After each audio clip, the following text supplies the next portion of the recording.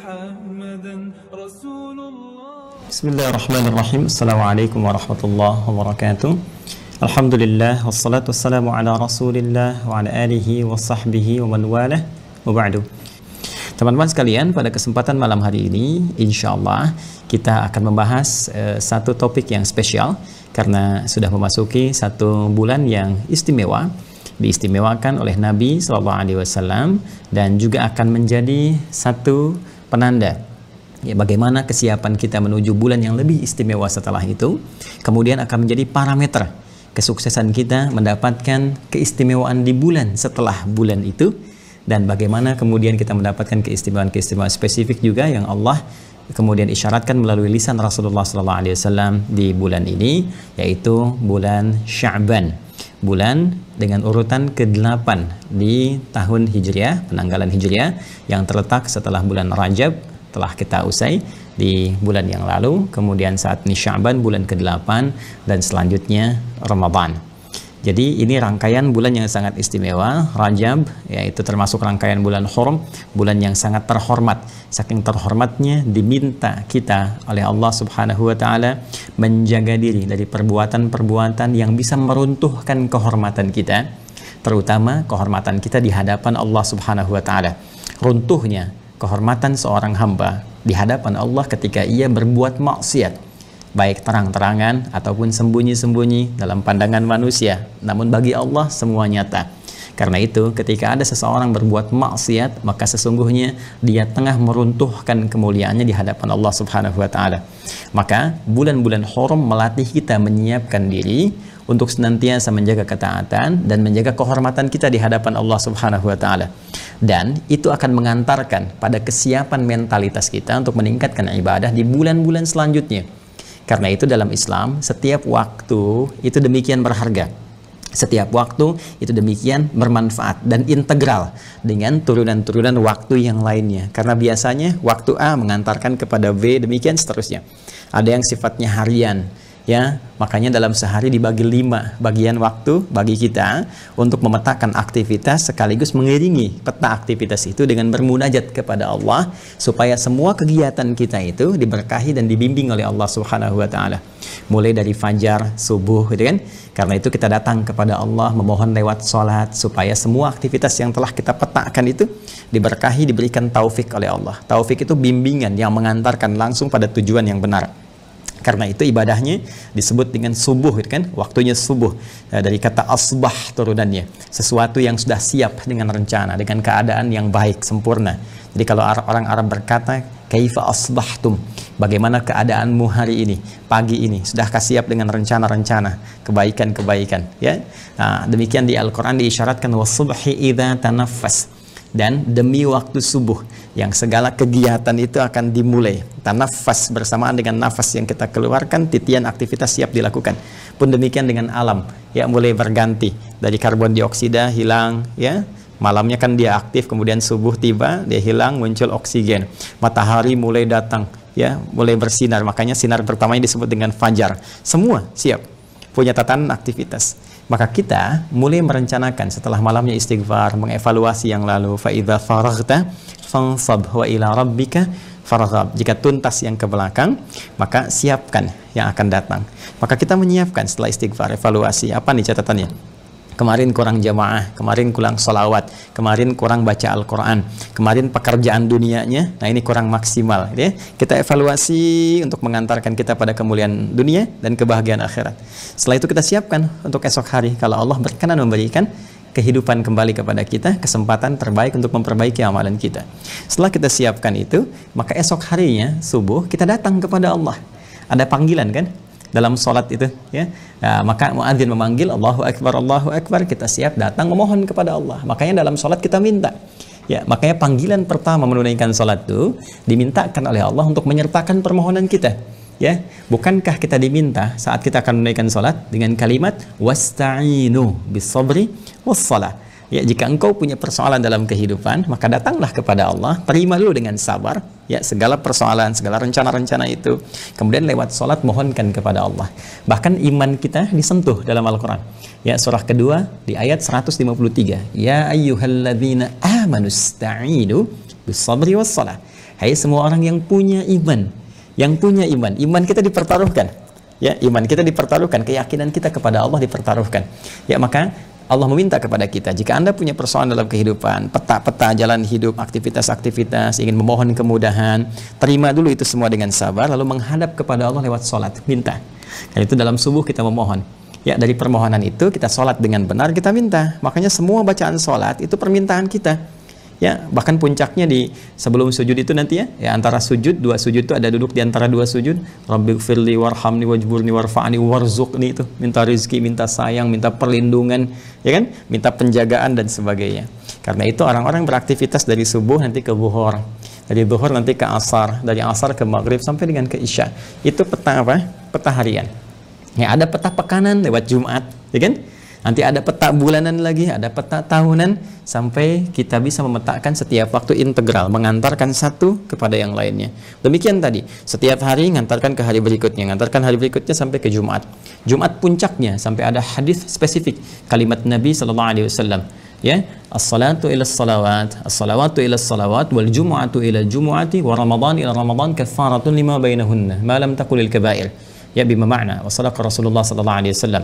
Ya, Nabi menyampaikan salat satu ke salat yang lainnya, di antara salat itu, kemudian Jumat ke Jumat, Ramadan ke Ramadan, itu bisa menggugurkan dosa-dosa kecil secara langsung.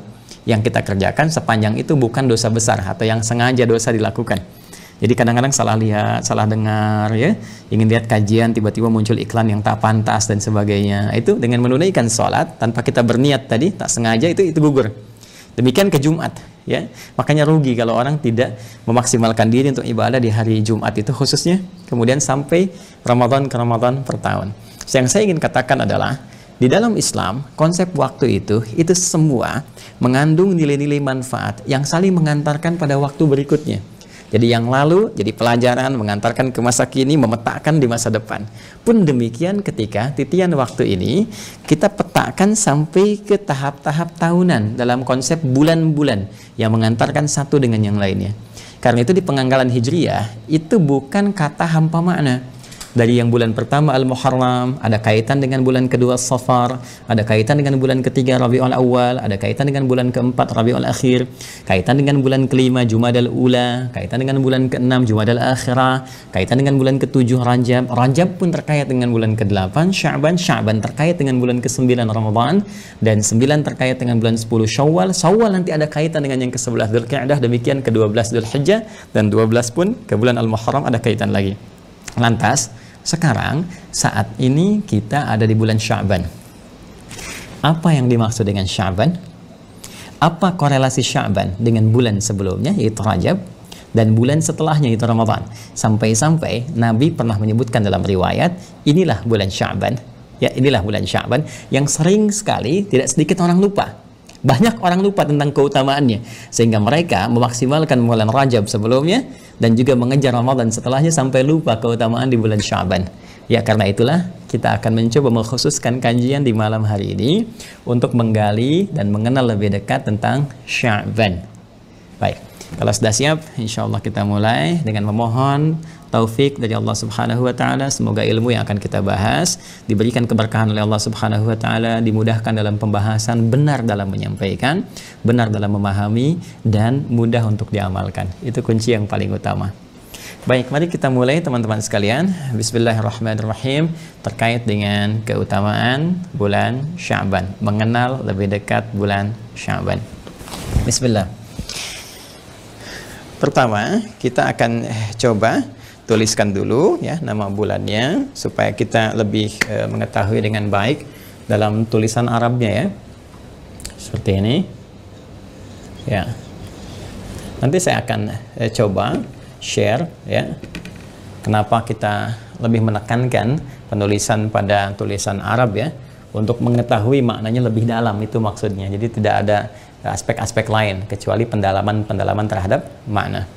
Di tulisan Latinnya kurang lebih ditulis seperti ini ya, Sya'ban.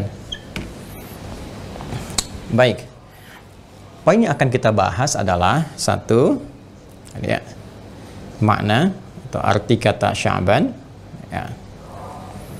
Apa yang dimaksud dengan Sya'ban itu baik secara etimologi, ya, kebahasaan, juga terminologi. Terminologi ini nanti kita akan bagi secara istilah pada dua bagian.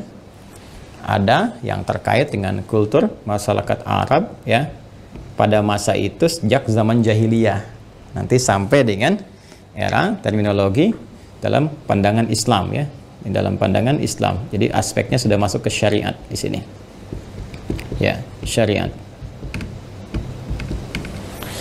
Kemudian setelah itu yang kedua, kita akan lihat korelasi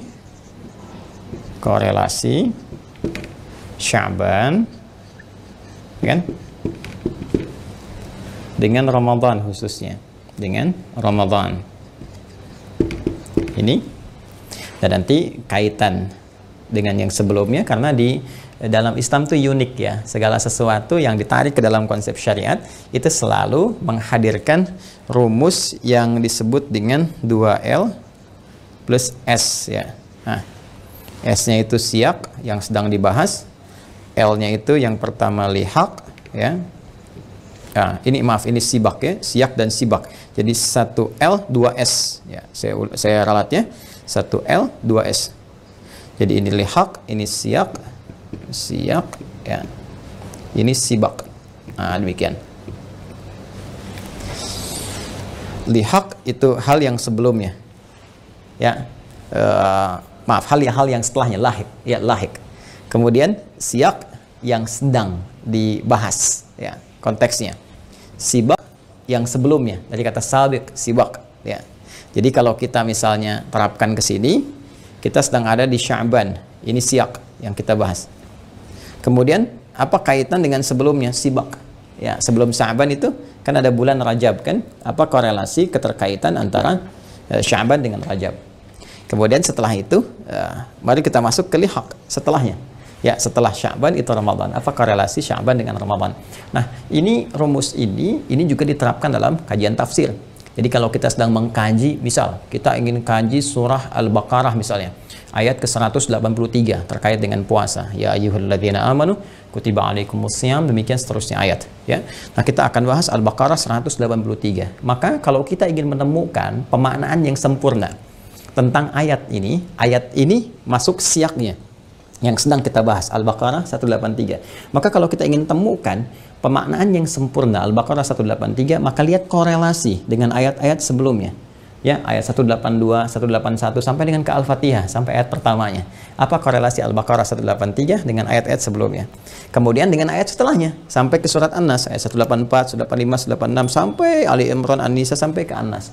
Nah, ini pemaknaan seperti ini akan menghadirkan makna yang sempurna untuk memahami, sekaligus nanti memudahkan kita untuk mencerna apa yang diinginkan di balik ayat itu. Informasinya menunjuk apa? Apakah perintah, ataukah larangan, atau informatif, atau pesan, atau hikmah, dan seterusnya. Dan tentunya akan dikuatkan oleh keterangan-keterangan yang disampaikan Rasulullah SAW dalam untayan-untayan hadis dan sunnahnya. Nah, ini akan coba kita uraikan. Dari sini mudah-mudahan kita akan dapatkan gambaran satu kurikulum, nanti kesimpulannya. Ya, satu kurikulum yang disiapkan menuju bulan Ramadan. Nah, ya poinnya. Jadi dari sini nanti ada satu kurikulum yang disiapkan menuju ke bulan Ramadan. Nanti kurikulum ini yang akan saya berikan pemaknaan dan akan dikenal melalui satu istilah yang jamak dipahami oleh masyarakat kita. Dan seringkali dengan istilah itu nanti disebarkan menjadi taklim, ya, menjadi tausiah dan sebagainya. Sesungguhnya akarnya dari sini. Jadi saya ingin menyampaikan akar dulu, sehingga dengan akar itu pohonnya bisa tumbuh dengan kuat, kemudian buahnya bisa dipetik dengan indah dan pemahamannya sempurna. Paham, ya? Terus sudah paham, mari kita mulai ini. Saya izin untuk menghapus dulu yang ini, yang latinnya, sehingga memudahkan kita menurunkan makna ini. Baik, kita mulai bagian pertama tentang makna Sya'ban.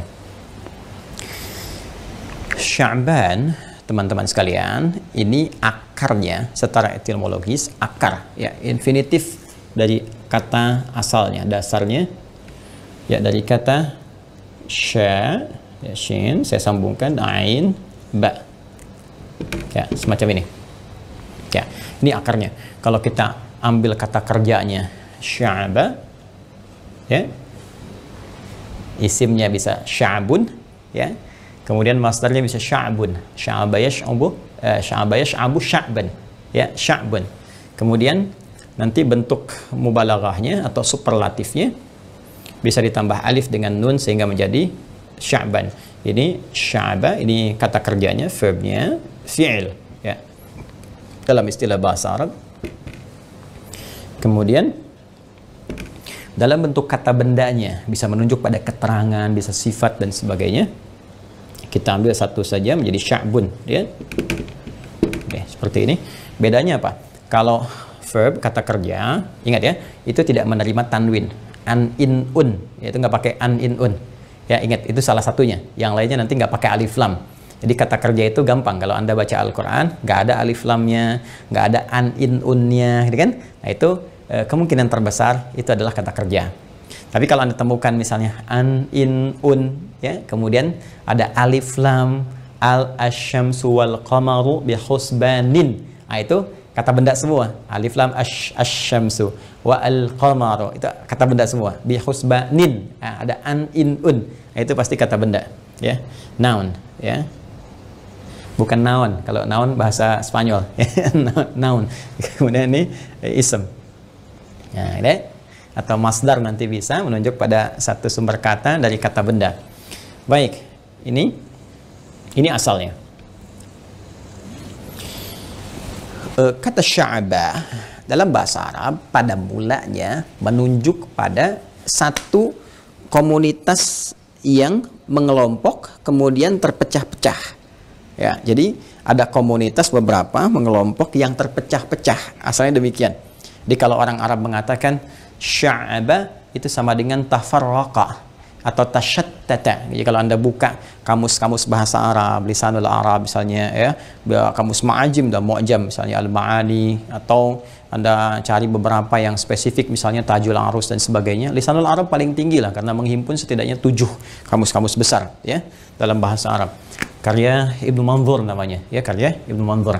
Nah, ini kita temukan kata sya'ba itu akarnya adalah tafarraqa atau tasyattata. Nah, seperti ini, ya, yang berarti sesuatu yang terpencar, terpisah, ya, sesuatu yang terpisah. Ya, Anda suka dengar istilah mufarraqah, memisahkan diri, ya, memisahkan diri. Itu sesuatu yang terpisah atau terpencar, ya, terpencar. Nah, biasanya umumnya ini yang diambil, ya, ya, jadi lebih kepada berpencar seperti itu. Nah, hanya Ustadz, kenapa nggak disebut tafarraqah saja, ya? Bulan tafarruqan misalnya atau bulan tasyattutan misalnya, kan? Nah, ini kenapa menggunakan kata sya'ba ini sehingga menjadi sya'ban nanti, ya. Nah, kalau kita arahkan ke kata ini, jadi di bahasa Arab itu unik, ya. Setiap diksi itu selalu punya perbedaan.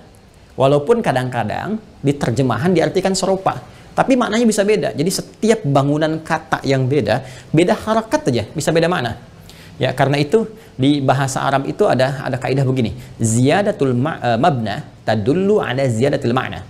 Bertambahnya satu bangunan huruf bisa jadi misalnya tambah huruf, tambah harakat, rubah harakatnya, tadullu ala ziyadatil ma'na. Ini menunjukkan pada perubahan makna. Bisa ada penambahan maknanya, bisa ada misalnya penyesuaian makna kepada aspek yang lain, ya. Saya ambil contoh, bahkan di Al-Qur'an pun demikian.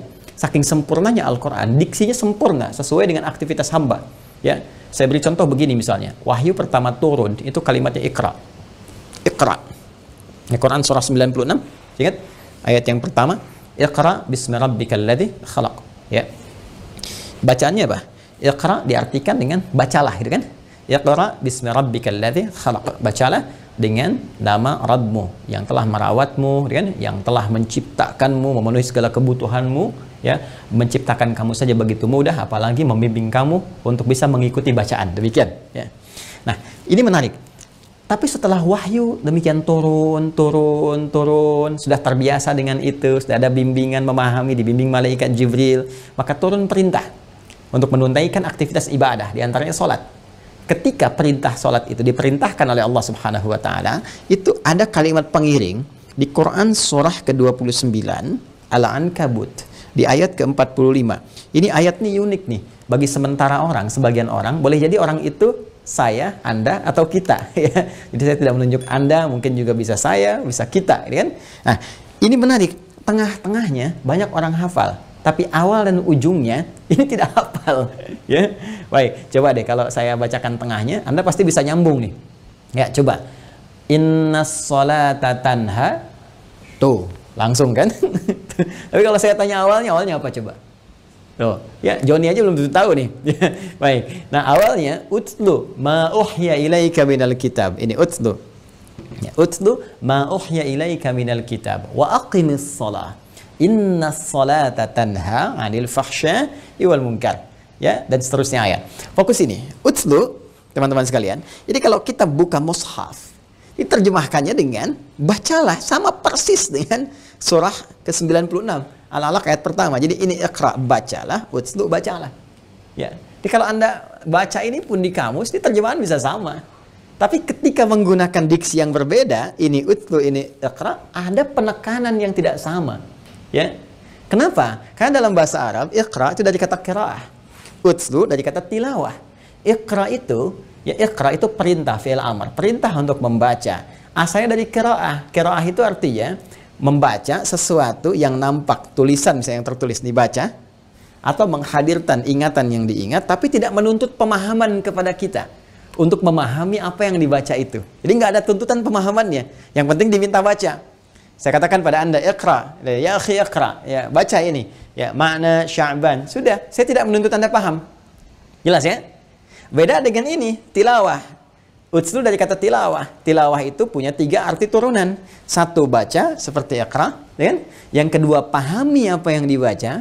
Yang ketiga, amalkan apa yang telah dipahami itu. Jadi al-qira'ah, kemudian al-fahmu bima quri'a wal 'amalu bima fuhima. Baca, pahami apa yang dibaca, amalkan apa yang telah dibaca itu. Perhatikan, ini indahnya. Kenapa wahyu pertama turun menggunakan iqra bukan utlu? Karena Nabi itu jangankan paham, baca aja tidak bisa.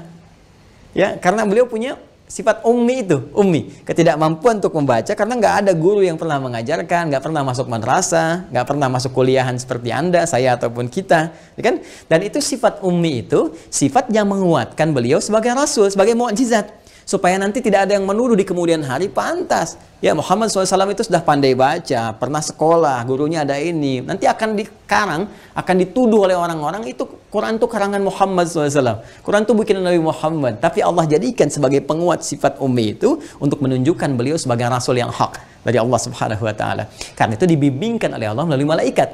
Jadi kalau kalimat pertama untuk menguatkan sifat ummi Nabi, yang jangankan paham, baca aja belum punya kemampuan. Sampai kemudian diperintahkan oleh Allah, kata Allah, hei, baca jangan karena engkau tak pernah sekolah. Baca jangan karena engkau nggak pernah belajar pada seorang guru. Baca karena Allah yang menciptakan kamu aja begitu mudah. Iqra bismi rabbikal ladzi khalaq. Yang menciptakan kau aja begitu mudah, memberikan segenap apa yang kau butuhkan, menjagamu dalam kehidupan. Jika semua itu mudah bagi Allah, apalagi membimbing engkau untuk bisa mengikuti bacaan yang Jibril bimbingkan kepadamu. Itu pesan kepada kita. Jadi kalau kita kerjakan semua karena Allah Subhanahu wa Ta'ala, maka Allah akan mudahkan apa yang tengah kita lakukan sepanjang semua lillah. Ingat, karena perintah yang disampaikan kepada Nabi sepanjang bukan khusus, itu berarti mencakup isyarat kepada umatnya. Jadi Allah ingin mengajarkan dari sejak awal wahyu, langkah beraktivitas, semua niatkan lillah. Termasuk Anda, apakah belajar malam ini diniatkan karena Allah? Apakah merawat keluarga diniatkan karena Allah? Apakah mencintai pasangan diniatkan karena Allah? Apakah mencari pekerjaan diniatkan karena Allah sebagai ibadah?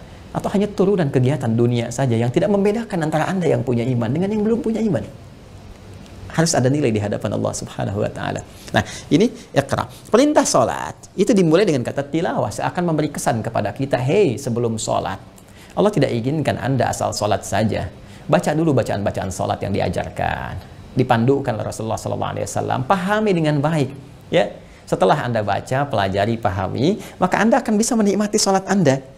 paham ketika bertakbir, paham yang dibacakan apa, ketika ruku mengerti yang dibaca, ketika sujud paham yang dibaca, sehingga tidak ada celah bagi setan untuk menggoda Anda. Karena ketika lisan berkata Allahu Akbar, pikiran menerjemahkan Allah Maha Besar, fokus kepada itu, dan hati meresapi, ya Allah, aku mengatakan berikrar Engkau yang paling besar, tapi kenapa aku merasa besar dibanding orang lain, sombong dalam kehidupan, angkuh ya Allah dalam aktivitas, aku bertobat kepadamu. Karena itu Anda membaca dalam iftitah itu diantaranya, Allahumma ba'id baini wa baina khataaya, ya kama ba'adta bainal masyriqi wal maghrib. Kalau selama ini ya Allah aku memang banyak salah, aku mengakui, tapi mohon ya Allah ampunanmu begitu luas, jauhkan aku dengan kesalahan yang telah aku perbuat seperti Engkau jauhkan antara timur dengan barat yang tidak pernah bertemu. Aku tidak ingin menemui kesalahanku saat kembali kepadamu ya Allah, saat setiap kecil pun salah ditampakkan di hadapanmu. Wa may ya'mal mithqala dzarratin syarran yarah.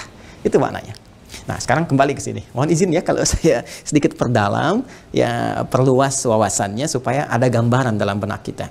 Nah, Sya'ban, tafarraqa, tashattata. Kenapa menggunakan kata ini? Kalau kalimatnya menggunakan turunan dari kata ini sya'ba, artinya yang berpencar itu, yang terpisah satu dengan yang lainnya, itu bukan orang per orang, tapi sifatnya mengelompok. Ya, sifatnya apa? Mengelompok. Ya, jadi sudah sifatnya komunal, sudah ada komunitas. Ya, baik skala kecil, bisa juga skala besar. Karena itu satu bangsa dalam bahasa Arab disebut dengan sya'b. Ya, sya'bul Indonesi, ya, bangsa Indonesia. Kalau daulah itu negara. Jadi kalau sya'b itu bangsa. Negara dan bangsa. Saya mencintai negara Indonesia. Ya, saya mencintai bangsa saya, kami adalah bangsa Indonesia. Jadi kalau sudah satu masyarakat berkumpul, punya kedaulatan, punya bahasa satu, kan, punya nilai persatuan yang sama, itu sya'b namanya, sya'bun. Jadi ada skala kecil komunitas dan skala besar. Jadi kalau yang dimaksudkan ini sya'ba berarti tafarraqa atau tashattata, ya, atau tasya'aba. Kalau yang ditegaskan lagi bisa tasya'aba, ya tasya'ab, ya. Jadi artinya satu kelompok-kelompok yang berpencar, kelompok-kelompok yang saling terpisah, berpencar. Ini. Nah, kalau kelompok-kelompok itu kita ingin terangkan dalam bentuk keterangan. Kalau sudah keterangan pasti kata benda, noun sifatnya, ya kan? Dan yang berpencar itu banyak, bukan 1, 2, atau 3. Ya, jadi ada kelompok A, kelompok B, kelompok C, kelompok D, terus berpencar ini. Satu demikian yang lain dengan tugas tertentu. Ya, dengan tugas tertentu, dengan visi dan visi atau misi tertentu, ya, dengan misi tertentu. Jadi berpencar nih banyak, maka jadikan bentuk superlatif. Dalam bahasa Arab disebut dengan sirah mubalaghah. Sirah mubalaghah, ya. Baik, atau sirah mubalaghah. Sirah mubalaghah itu adalah makna yang menunjuk superlatif. Banyak, sangat, besar. Di antara rumusnya tambahkan alif dan nun nih di akhir katanya, ya, akhir kalimatnya. Misal, ini misalnya sya'bun, ya kan? Sya'bun. Seperti ini. Maka tambahkan alif dan nun di ujungnya. Alif tambah nun. Ya, tambah alif tambah nun. Rumus cepat mengajarkan kalau ada alif ini, maka huruf sebelumnya itu akan selalu dibaca dengan A panjang. Karena alif itu memanjangkan bacaan sebelumnya dengan harakat fathah. Ya, maka harakat apapun di sini, mau dhammah, mau kasrah, ganti dengan alif seperti ini. Ini kan tadinya asalnya sya'b, ya. Sya'bun misalnya, ya. Ini sya'b ininya tetap, ini yang huruf selanjutnya yang ini diganti dengan alif, tambahkan karena ada ganti dengan fathah karena ada alif, ya. Kemudian akhirnya matikan saja karena orang Arab itu berkata memulai dengan harakat, kemudian berakhir dengan sukun. Paling gampang disukunkan ujungnya, ya. Jadi kalaupun Anda ada akhirannya un, in, an, tetap dibaca, kalau dimatikan, diwakafkan, itu bacanya sukun. Termasuk dalam bacaan Al-Quran. Karena itu kalaupun di akhir ayat ada harakat, dan kita berhenti, pasti harakat akhirnya nggak dibaca, disukunkan. Ya, Bismillahirrahmanirrahim. Kan? Nggak ada orang baca begini. Bismillahirrahmanirrahim. Nggak ada kan? Alhamdulillahirrabbilalamin. Nggak ada kan? Pasti sukun kan ujungnya. Baik. Nah, ini pun demikian. Jadi tambah alif dan nun, ini harakatnya fathah, kemudian ininya mati. Ya, maka menjadi seperti ini. Sya'ban. Nah, Sya'ban mengandung arti banyaknya komunitas dari masyarakat, kelompok-kelompok masyarakat yang berpencar-pencar satu dengan yang lainnya. Pertanyaannya, kenapa orang-orang Arab pada saat itu berpencar-pencar di bulan ke-8 ini bulan Sya'ban ini, apa yang sedang mereka cari dan apa yang mereka lakukan serta apa kaitannya dengan Ramadan. Kita akan uraikan itu setelah menunaikan sholat Isya berjamaah. Baik teman-teman sekalian, kita lanjutkan bahasan kita masih dalam sub yang pertama, yaitu mengenal makna Sya'ban.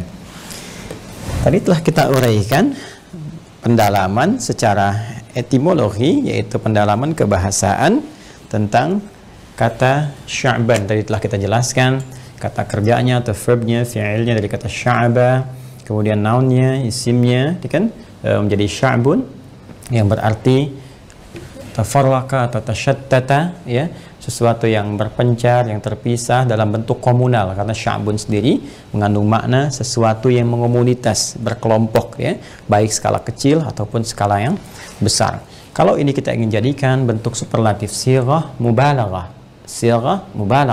bentuk superlatif, maka tambahkan alif dan nun di ujung kalimatnya. Ini rumus umum, ya, seperti ghafara misalnya jadi ghufran, ya. Kemudian apalagi misalnya syukran tidak pakai tanwin, ya, syukran, seperti ghufran misalnya. Kemudian ada lagi apalagi, ya, misalnya ihsan pakai alif dan nun, itu sudah punya mubalaghah dengan sendirinya, ya. Kata wazannya if'alun tapi sudah punya makna mubalaghah dengan sendirinya, ya, kurang lebih demikian. Rahman, ya, rahimah, rahman, rahmanun, jadi yang banyak sekali kasihnya, yang banyak limpahan sayangnya.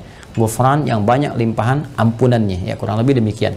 Kemudian Sya'ban yang banyak masyarakat yang mengelompok kemudian berpencar satu dengan yang lainnya. Tadi kita berhenti di titik itu. Ya, sekarang kita akan masuki ke fase-fase terminologi. Dari kata etimologi ini muncul pertanyaan, kan, secara terminologis, sebetulnya apa sih yang dicari oleh masyarakat pada saat itu sampai mereka mengelompok berpencar? Ada misi apa, gitu kan? Nah, untuk menemukan ini, nggak mungkin kita bahas secara etimologi saja.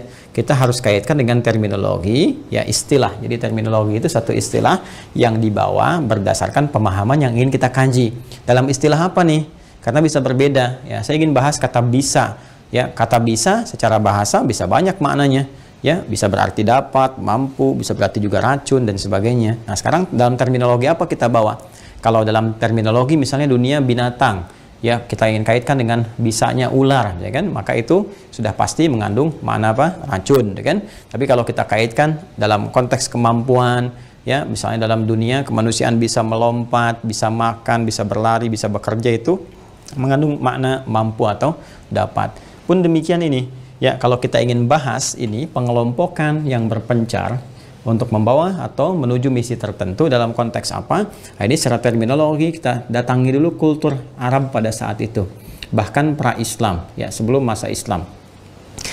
Teman-teman sekalian, ada kebiasaan di kultur Arab pada masa itu, jahiliyah. Jadi kalau saya sebutkan jahiliyah, itu masa sebelum Islam, pra-Islam, sebelum diangkatnya Rasulullah SAW sebagai Nabi dan Rasul.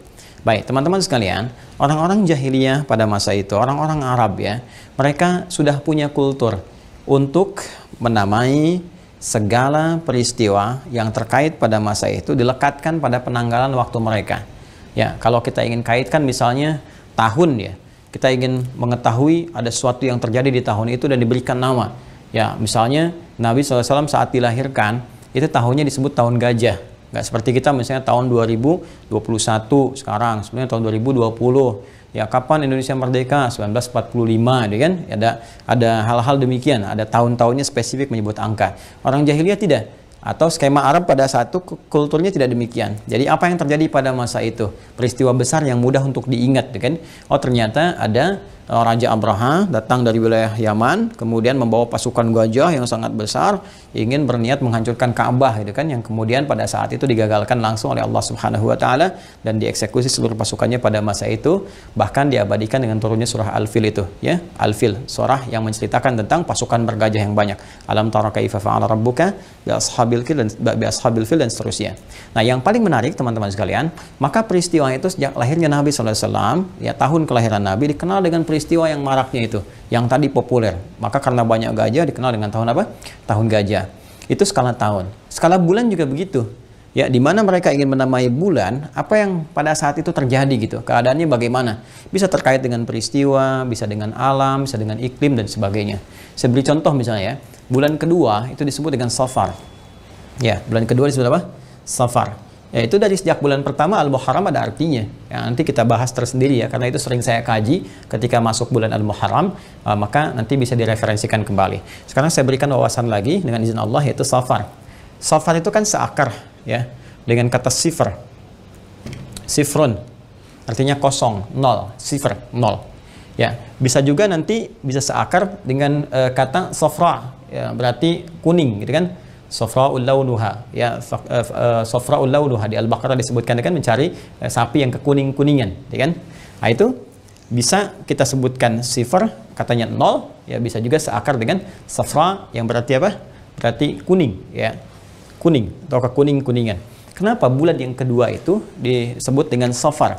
Salah satunya adalah ada kebiasaan orang-orang Arab itu berniaga. Ya, jadi kalau mereka sudah berniaga, ada yang ke Yaman, ya, ada yang ke Syam. Syam itu bisa wilayah Syria, kekinian Palestina, ya, dan sekitarannya. Itu mereka tinggalkan, bahkan diabadikan kebiasaan ini di surah Al-Quraisy. Ya, untuk menunjukkan kebiasaan orang-orang Quraisy, suku terbesar pada saat itu yang sangat terhormat, sangat dihormati, sangat punya pengaruh yang sangat besar. Li'ilafi Quraisy ilafihim rihlatash shita was-sayf, ya. Ya, Allah sampaikan satu pernyataan yang sangat luar biasa, informasi yang sangat dahsyat. Li'ilafi Quraisy, karena kebiasaan orang-orang Quraisy itu. Apa di antara kebiasaan mereka? Berniaga. Ya, ilafihim rihlatash shita was-sayf. Mereka suka berniaga, pergi merantau baik di musim dingin ataupun di musim panas, mereka menyebar gitu kan, dan sebagainya. Banyak mereka keluar untuk berniaga. Nah, awal-awal niaga mereka itu dimulai salah satunya di bulan yang kedua. Ya, kalau kita sebut kedua dalam urutan sekarang penanggalan Hijriah, yaitu Safar, ya. Kenapa disebut Safar? Karena banyak orang keluar dari wilayah Mekah itu, ya, wilayah Hijaz itu. Mereka banyak keluar, menyebar, ada yang ke Yaman, ada yang ke Syam. Jadi seakan-akan ketika mereka berniaga, berdagang, bahkan Rasulullah pun, ya, saat di awal-awal masa mendekati masa-masa kenabian itu kan berniaga, ya, ditemani oleh Maisarah membawa dagangannya Sayyidah Khadijah gitu kan. Kemudian juga pernah ikut dengan pamannya Abu Talib dan seterusnya. Ya, maka karena banyak yang keluar, berangkat, keluar berniaga, seakan-akan wilayahnya kosong. Ya, seakan-akan kosong. Ya, mereka berusaha mencari emas, ya, mencari dinar, ya, mencari dirham, dan kekuning-kuningan. Ya, karena wilayah itu kosong, seakan-akan kosong, dan banyak orang merantau mencari sesuatu yang berharga, emas dan sebagainya, yang kekuning-kuningan menghilau, maka bulannya disebut dengan Safar pada saat itu. Ya, nanti ada nama tersendiri. Kebalikannya nanti Zulqa'dah. Zulqa'dah itu bulan ke-11. Kenapa disebut Qi'dah, bukan Qa'dah ya? Ya, asalnya bukan Qa'dah. Ini masuk dalam bab di ilmu bahasa itu al-akhta' al-lughawiyah asy-sya'i'ah. Kesalahan bahasa yang sudah meluas, jadi salah kaprah, termasuk di Arab sendiri. Jadi bukan Dzulqa'dah, bukan Dzulqa'idah, apalagi Dzulqa'idah. Itu nggak ada ya.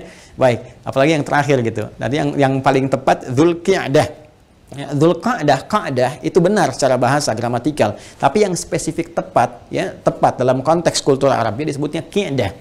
Kalau Qa'dah itu isim marrah, jadi sesuatu yang singkat. Tapi Qi'dah itu menunjuk pada hay'ah, keadaan santai. Jadi kalau Qa'dah itu cuma sekilas duduk, ya, kemudian bangkit lagi. Nah, jadi harakatnya fathah, jalsah, duduk, bangkit lagi, gitu kan? Tapi kalau Qi'dah, duduk santai. Santai sambil ngopi, gitu kan? Sambil minum teh dan sebagainya. Kenapa bulan ke-11 disebut dengan Dzulqi'dah?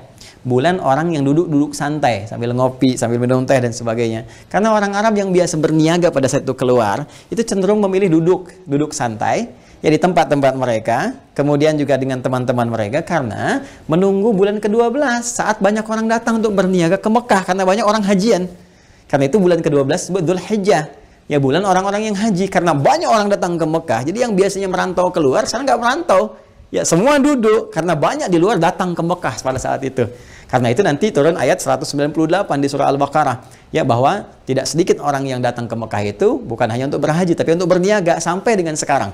Laisa 'alaikum junahun an tabtaghu fadlan min rabbikum. Ya, tidak ada dosa, enggak dosa kalian kalau memang niat ke Mekah itu untuk berjualan bukan untuk haji. Dosa sih enggak gitu kan. Enggak ada dosanya, boleh-boleh saja gitu kan. Asal jangan berniaga dengan cara yang salah. Tapi berhaji itu lebih istimewa karena datangnya setahun sekali gitu kan. Nah, jadi pada saat itu disebut dengan Dzulqi'dah karena mereka duduk-duduk santai menunggu orang datang. Persis sama, ini juga demikian. Nah, kaitan dengan Sya'ban apa? Sya'ban itu bulan ke-8 teman-teman sekalian, itu akan memasuki bulan ke-9. Itu sudah pasti, ya kan? 8 masuk ke 9. Kenapa saya mulai dengan 9 dulu untuk mengaitkan dengan konteks Sya'ban ini? 9, teman-teman, disebut dengan Ramadan pada saat itu. Ramadan itu kembali ya, ada alif dan nunnya tuh, Ramadan. Ini pernah saya bahas pada kajian Aku Suka ya. Aku Suka, ya kan? Ayo kultum sebelum berbuka pada Ramadan. Itu insya Allah akan muncul lagi di tahun ini dengan izin Allah Subhanahu wa taala ya. Jadi Ramadan nih, dari kata Ramadan ada yang menyebutkan ramda, sesuatu yang panas membakar, terik membakar. Ya, kalau ditambahkan alif dengan nun, kembali ke rumus tadi, sighah mubalaghah superlatif, alif dan nun menunjukkan makna sangat. Ya, sangat. Jadi cuaca yang ekstrim, yang sangat membakar, yang keadaannya begitu terik, gitu kan, panas. Nah, jadi di waktu itu ya, di waktu itu, walaupun nanti berganti ke waktu berikutnya, ya bisa jadi musim dingin, tapi karena peristiwa awal penamaan pertamanya sangat panas terasa, maka mereka menyebut dengan nama Ramadan. Panas, terik, membakar, ya kan? Nah, kalau sudah panas, sudah terik, itu orang-orang malas tuh keluar. Ya, jangankan dulu lah, kini saja saya alhamdulillah Allah pernah izinkan tinggal di wilayah Arab gitu kan. Musim-musim panas, teman-teman lah di wilayah-wilayah misalnya Amerika atau di Eropa, musim panasnya seperti apa? Ya, saya pernah mendapati saat di Tripoli itu musim panas yang cukup luar biasa. Sampai kalau angin datang itu, ya kita seperti ditampar gitu. Kalau di musim panas, ya, itu panasnya luar biasa dan uapnya kan sedikit. Kalau di kita itu, ya misalnya mohon izin ya, mohon maaf sebesar-besarnya. Kalau kita kepanasan kan keluarnya keringat, gerah. Kalau taruh kerupuk misalnya kan mengerut gitu ya. Tapi kalau di Arab tidak. Karena kering, uapnya sedikit, maka membakar sifatnya. Ya kalau sudah panas itu panas.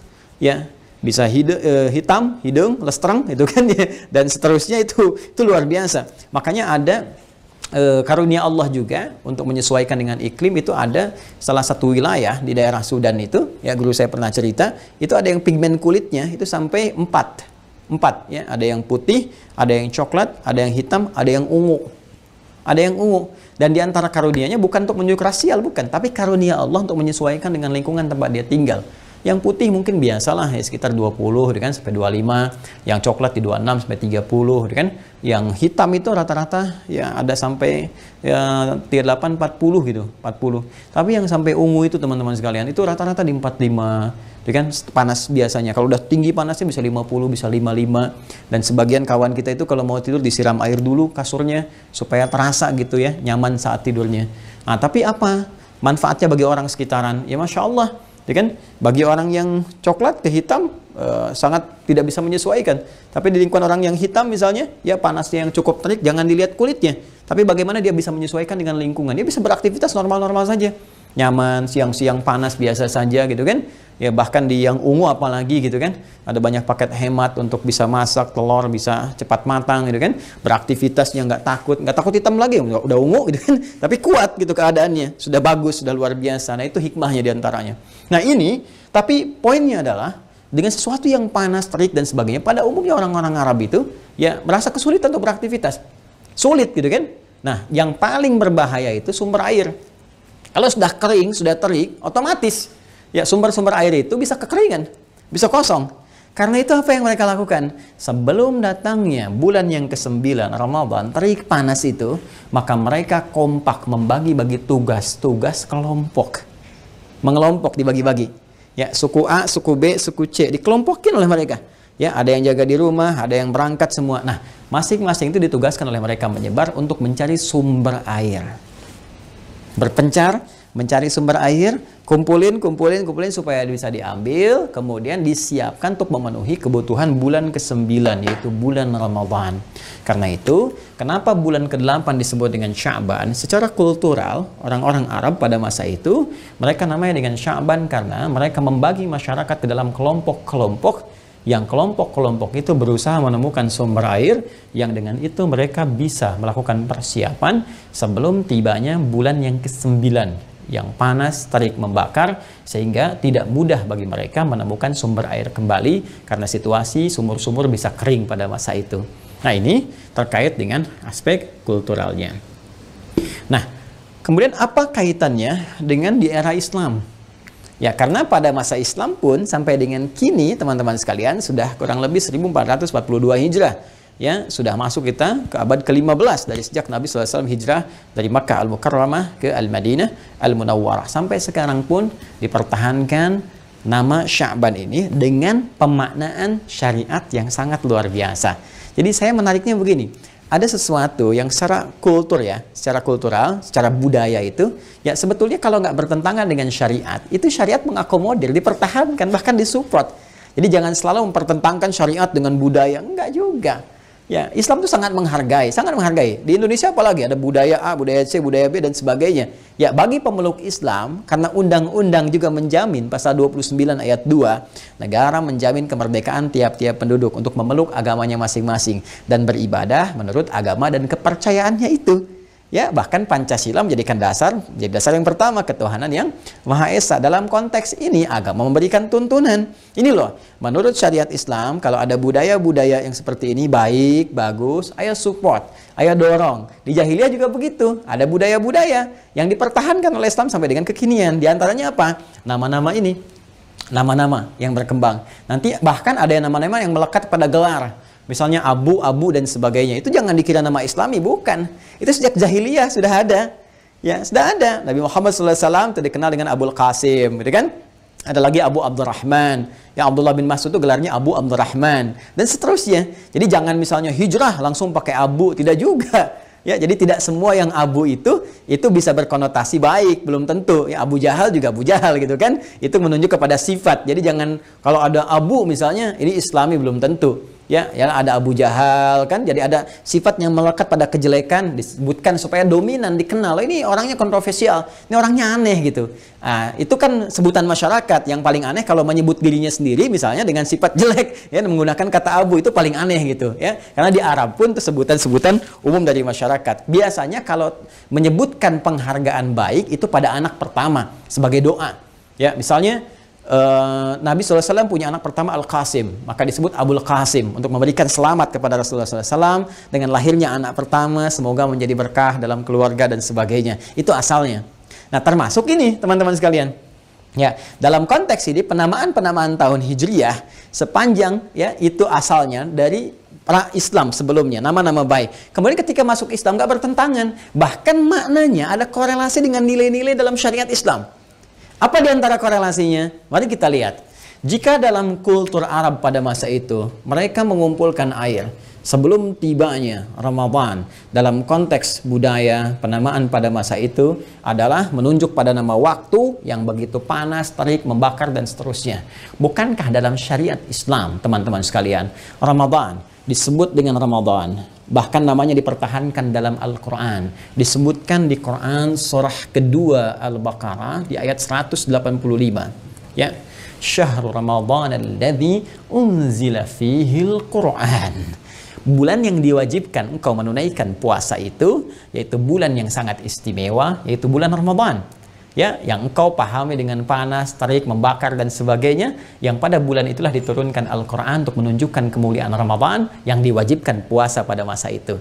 Kenapa ibadah puasa yang diturunkan oleh Allah Subhanahu wa taala perintahnya kepada Rasulullah dengan turunnya Quran surah kedua Al-Baqarah ayat 183, ya ayyuhalladzina amanu kutiba alaikumussyam kama kutiba alal ladzina min qablikum la'allakum tattaqun. Kenapa kemudian salah satunya kewajibannya turun di bulan Ramadan dan menggunakan nama yang sama? Karena manfaat puasa itu bisa membakar, menghanguskan dosa-dosa hamba yang mau beristighfar, yang mau bertobat, yang mau mohon ampunan kepada Allah Subhanahu wa taala dengan perasaan yang tulus dan dengan kesungguhan yang luar biasa. Di situ Nabi menyampaikan, "Man shoma ramadhana imanan wa ihtisaban, ghufira lahu ma taqaddama min dzambi."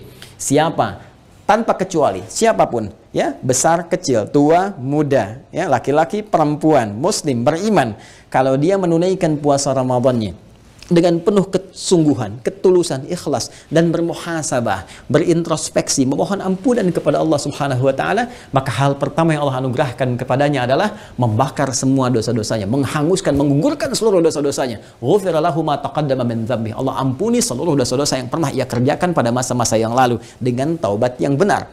Allah hanguskan, bakar dosanya seperti matahari menghanguskan benda-benda sekitarnya dengan terik panas yang luar biasa. Ya. Dipertahankan nama Ramadan itu mengandung makna yang tadi yang sangat luar biasa. Nah, karena Sya'ban secara kultural ya pada saat itu mereka mencari air bekal untuk ke Ramadan, maka Nabi pun memberi petunjuk seperti orang Arab dulu mencari bekal-bekal hanya untuk kebutuhan materialnya saja, kebutuhan jasmaninya saja, sedangkan nilai-nilai agama syariat itu mendorong kita memenuhi kebutuhan rohiyah kita, spiritual kita, karena imun spiritual ini akan menguatkan, memberikan kekuatan dahsyat kepada fisik dan pikiran kita. Ini intinya, soulnya ini dalam tubuh kita, rohnya, spiritualnya. Seperti orang Arab dulu mencari air, mencari bekal di bulan ke-8, bulan Sya'ban, untuk memenuhi kebutuhan fisik mereka di bulan Ramadan, bulan panas, bulan terik. Seperti itulah Nabi memberikan petunjuk kepada kita, cari air di bulan Sya'ban. Cari bekal. Ya, cari air, cari bekal. Karena di Al-Quran, teman-teman sekalian, tuntunan wahyu, tuntunan agama, tuntunan spiritual itu seringkali juga oleh para ulama dikomentari memberikan kesan kepada kita seperti air. Ya, air secara fisikal yang turun dari langit berupa hujan, menumbuhkan tanam-tanaman, menggemburkan yang kering, menyuburkan kembali, ya kan? Menumbuhkan tanaman, melahirkan buah-buahan, banyak manfaatnya. Seperti itu pula curahan wahyu dari langit yang disampaikan pada Rasulullah, ya kan? Seperti air yang turun, yang akan menyuburkan kembali hati-hati yang kering, mengobati gundah gelana, kegelisahan, rasa was-was, sehingga dengan itu menyuburkan keadaan hati dan melahirkan buah-buah amal soleh yang bisa dinikmati dan melahirkan pahala untuk bekal kita menuju rahmat Allah dan meraih surga yang didambakan. Ya, itu poinnya. Jadi kalau orang Arab dulu mencari air untuk kebutuhan fisik, maka di bulan Sya'ban Nabi memberikan petunjuk cari bekal, cari air-air wahyu. Itu ibaratnya, kata kiasannya, ya. Cari petunjuk-petunjuk wahyu. Cari, penguat dahaga, pelepas segala hal yang kurang supaya engkau segar lagi saat masuk Ramadan. Ya, seperti orang Arab sudah punya bekal ketika masuk Ramadan, mereka segar, sudah punya minuman, sudah punya segalanya. Dengan minuman itu bisa beraktivitas, walaupun panas, walaupun terik, sudah segar, sudah kuat, ya. Bahkan nanti terjadi di era Islam, Masya Allah, Perang Badar, Ramadan, Fathu Makkah, Ramadan, kan? Dan sebagainya. Jadi, terkait dengan keadaan ini, teman-teman sekalian, maka diberikan isyarat dalam konteks penamaan ini, bahwa kenapa dipertahankan nama Sya'ban, seakan-akan Nabi memberikan satu isyarat kepada kita semua. Sahabat-sahabat meneruskan kepada kita semua. Nanti kita akan lihat kenapa saya sebut Nabi, kita akan turunkan nanti riwayat-riwayatnya. Bahwa sebelum sampai ke Ramadan, cepat cari bekal. Cari bekal yang bisa menguatkan roh kita, yang memberikan tenaga kepada kita, kekuatan spiritual, sehingga ketika sampai kepada Ramadan, kita bisa semangat untuk beraktivitas, seperti orang-orang dulu bisa beraktivitas. Orang jahiliyah aja semangat beraktivitas. Kenapa kita yang sudah lewat dari jahiliyah menjadi lemah, menjadi banyak tidur, kan? Menjadi banyak lemasnya, menjadi jarang beraktivitas, sementara orang-orang dulu membangun kekuatan yang sangat luar biasa di Ramadan. Mereka bisa manfaatkan siang dan malamnya. Ada yang khatam Quran sehari sekali, ada yang sehari 2 kali. Ada yang Masya Allah malamnya hidup luar biasa, siangnya beraktivitas luar biasa. Jadi jangan sampai nanti ada alasan, bahkan menggunakan hadis palsu, ya, siyamus shaimi ibadatun, tidurnya orang puasa adalah ibadah, itu hadis palsu, cepi. Itu hadis palsu. Jangan sampai ke kantor carinya musola, gitu kan, ya, musola, habis kerja ke musola, gitu kan, saat kerja ke musola, tidur lagi, tidur lagi. Nah itu kan, ya, pulang ke rumah tidur lagi, cuma nunggu. Ya kan, yang paling menarik gini, habis sahur lihat kapan buka, habis buka kapan sahur. Jadi apa manfaat yang bisa diraih? Karena itu orang-orang yang tidak punya persiapan sejak bulan Sya'ban, maka umumnya dia akan merasakan hal yang berbeda saat masuk Ramadan. Ya, seperti orang lemas tidak punya air, maka lemas pula dia saat puasa karena tidak punya gairah untuk meningkatkan ibadah. Itulah kenapa dinamakan dengan apa? Sya'ban. Ya. Ya, sekarang kita bergeser lebih dalam lagi ke pemaknaan syariat dengan naungan Al-Quran dan hadis-hadis Rasulullah SAW. Baik, paham ya? Insya Allah paham ya? Baik, bismillah. Nah, jadi saya mencoba untuk menampilkan dulu akar pemahamannya sehingga mengerti gitu. Saya tidak menginginkan Anda menghafal, tapi menginginkan kita memahami. Oh, ini maksudnya begini. Jadi ketika kita masuk ke bulan Sya'ban, mengerti, oh kenapa dinamakan dengan Sya'ban, maka ini harus saya lakukan. Ini panduannya. Karena di Islam tuh gini, di Islam tuh mustahil dan tidak mungkin, sangat tidak mungkin. Ya, ada satu nama pun dalam konteks syariat yang tidak mengandung makna. Itu mustahil. Semua kata punya makna. Ya, saya gini lah ya. Kadang kita mesti merenung ya. Apa yang kita kerjakan pun bahkan setiap hari, jangan-jangan belum dipahami. Coba, Anda, saya, kita sholat kan? Sholat ya, sehari 5 waktu. Waktunya kita paham. Subuh, zuhur, asar, maghrib, isya. Saya tanya aja pada Anda, kenapa disebut dengan zuhur? Kenapa disebut asar? Kenapa disebut maghrib? Kenapa disebut isya? Pernah nggak satu kali kita meluangkan waktu untuk mengkaji? Oh, sudah zuhur nih, maksudnya apa? Kenapa namanya zuhur? Itu kalau mengerti kita waktu itu saja, ada getaran yang berbeda kepada jiwa. Akan ada sesuatu yang lain yang terasakan. Seakan-akan hidup kita itu selalu ingin memanfaatkan waktu dengan baik gitu. Ya, ada pacuan yang tidak biasa. Apalagi kalau sudah masuk ke istilah-istilah spesifik ibadah. Ya, takbir, rukuk, sujud, kenapa dinamakan dengan ini, kenapa posisinya begini, kenapa tidak seterusnya, itu sangat-sangat luar biasa. Ya. Ya, kita mulai dengan hadis-hadis Nabi sallallahu alaihi wasallam karena kita tidak pernah berjumpa dengan Nabi secara fisikal, kita kekinian sekarang, bermimpi pun belum tentu, maka kita harus melacak.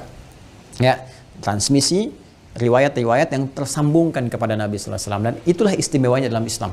Jadi semua ilmu dalam Islam itu tersambungkan sisi keilmuannya dalam istilah keislaman itu sanad namanya, ada transmisinya, ada jalur periwayatannya, dan itu menarik. Itulah keunggulan dalam Islam yang menunjukkan kebenaran pula, kebenaran risalah. Jadi terkoreksi kalau ada yang keliru, terkoreksi karena terus turun-temurun terwariskan dan generasi nggak terputus. Ya, disebut dengan sanad, ya, silsilah periwayatan sampai ke puncak sumber yang primernya. Nah, karena kita nggak berjumpa dengan Rasulullah SAW, maka kita harus melacak sumber-sumber ini sampai menuju ke Nabi SAW. Nah, yang paling punya peran besar untuk menyampaikan itu kepada kita adalah para imam-imam ahli hadis, ya, yang mereka mengumpulkan kitab-kitab riwayat dari turun-temurun, dari mereka dapat dari siapa, gurunya dari siapa lagi, dan itu sangat luar biasa akurat, dan otentisitasnya dipertanggungjawabkan karena nyambung semua dan bisa dilacak bahkan dalam aspek sejarah. Dan paling menarik, para ulama kita selain punya kitab-kitab sanad, kutub itu kitab-kitab, jama dari kata kitab, ya, kutub, ya, punya buku-buku sanad yang transmisi riwayat itu, ada sejarah lagi yang membuktikan bahkan ke orang-orangnya. Ini si fulan ini siapa, kebiasaannya apa, dan sebagainya. Nanti kita akan tunjukkan saat masuk dengan izin Allah, ya. Kalau nanti ada kajian tentang ilmu hadis, saya akan tunjukkan beberapa referensi. Kita belajar dengan metode cepat untuk memahami. Nanti kalau ada waktu kita belajar, insya Allah, ya. Misalnya kalau mendengar ada rumus cepat nih, dengar hadis begini saja, oh ini pasti palsu ini, oh ini cacat nih, ya kan? Oh ini begini, nanti ada rumusnya. Al-Imam Ibnul Qayyim Al-Jauziyah punya kitab Al-Manarul Munif fis Sahih wad Dha'if. Ya, Al-Manarul Munif fis Sahih wad Dha'if. Ya, mercusuar. Ya, kalau di pantai itu ada satu pancaran cahaya lampu itu, ya, untuk nyorotin ke kapal itu manar. Ya, al-manar. Kalau tinggi disebut manarah. Ya, al-manar al-munif, pancaran cahaya yang terang, yang jelas, ya, fis Sahih wad Dha'if, untuk menunjukkan ini sahih, ini dhaif. Jadi kalau kita dengar itu seakan-akan ada cahaya, ini sahih, ini dhaif. Itu ada rumusnya. Nanti kita belajar, ya. Ya. Sekarang kita lacak dulu beberapa referensi. Pertama, yang diriwayatkan oleh sahabat Usama bin Zaid.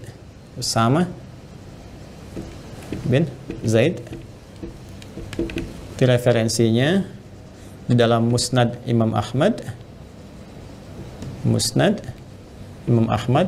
Mohon izin saya menyampaikan berdasar tema kita, ya, secara tematik urutannya. Nanti Musnad yang kelima 201 ini rawinya. Kemudian ada juga nanti Sunan An-Nasa'i. Nih, jadi yang keempat juga sama, halamannya 201. Kemudian setelah itu kita turunkan sejak di sini kitab Sahih. Ya, ini saya dahulukan yang ini, ya. Ini lebih menunjuk kepada urutan tema kita. Sahih Al-Bukhari, kita ambil yang 2 referensi saja yang paling kuat. Al-Bukhari nomor hadis 1969, ya. Kemudian riwayat Imam Muslim, Sahih Muslim, ya. Imam Muslim nomor hadis 1156, ya. Rawinya Sayyidah Aisyah radhiyallahu taala anha. Ini rawinya, ya, rawiyah Sayyidah Aisyah. Ini Sayyidah, ya, Sayyidah Aisyah radhiyallahu taala anha. Baik. Ya, kita mulai yang ini dulu, ya, teman-teman sekalian. Baik. Nabi sallallahu alaihi wasallam itu saat masuk bulan Sya'ban punya kebiasaan meningkatkan amalan beliau. Ya tadi, cari bekal tadi. Ya, cari bekal sebelum tibanya Ramadan. Beliau juga mencontohkan langsung kepada kita. Ya, bagaimana beliau meningkatkan amalannya. Dan amalan yang spesifik, yang banyak dikerjakan oleh Nabi Sallallahu Alaihi Wasallam, itu ternyata puasa. Puasa. Siam. Ya, asyam. Ya, asyam. Ya, asyam ya, bukan asyap. Asyam ya. Asyam ya. Lebih banyak meningkatkan puasa. Sehingga sementara sahabat itu ada yang merasa heran. Kenapa? Karena di bulan Rajab juga udah biasa puasa. Ya, Rajab kan termasuk bulan Hurum. Saya pernah bahas di edisi sebelumnya tentang Rajab. Rajab termasuk bulan apa? Hurum, bulan terhormat. Yang terhormat itu kita diminta meningkatkan kehormatan diri kita di hadapan Allah dengan menghindari maksiat dan meningkatkan ibadah. Saya pernah sampaikan ada satu ibadah spesial yang saat dikerjakan kita bisa meningkatkan ibadah kita sekaligus mencegah maksiat, itu puasa. Karena itu di bulan-bulan bulan-bulan hurum ada 4. Ya, 3 berurutan, 3 mutawaliyat dan 1 terpisah. Ya, kemudian Dzulqa'dah, Dzulhijjah, Al-Muharram bulan 11, 12, bulan 1, kemudian bulan ke-7 Rajab, wa Rajabun Mudhar. Ya, ma baina Jumada wa Sya'ban. Baik, itu biasa puasa. Nah, kemudian Ramadan juga iya, puasa sudah pasti karena ada kewajibannya dengan turunnya Al-Baqarah ayat 183 gitu kan. Nah, sementara di Sya'ban Nabi SAW puasa juga. Bahkan menariknya lebih banyak dibandingkan dengan bulan Rajab. Ya banyak. Sampai nanti saya tunjukkan komen Sayyidah Aisyah radhiyallahu taala anha. Nanti saya tunjukkan ya. Beliau memberikan komentar yang di-like oleh para sahabat dan di-share sampai dengan ke kita saat ini. Nanti saya tunjukkan di hadisnya di sini supaya tidak lompat, nanti saya urutkan. Nah, intinya beliau puasa. Sampai kemudian sahabat mengkonfirmasi kepada Rasulullah SAW tentang kebiasaan beliau itu puasa.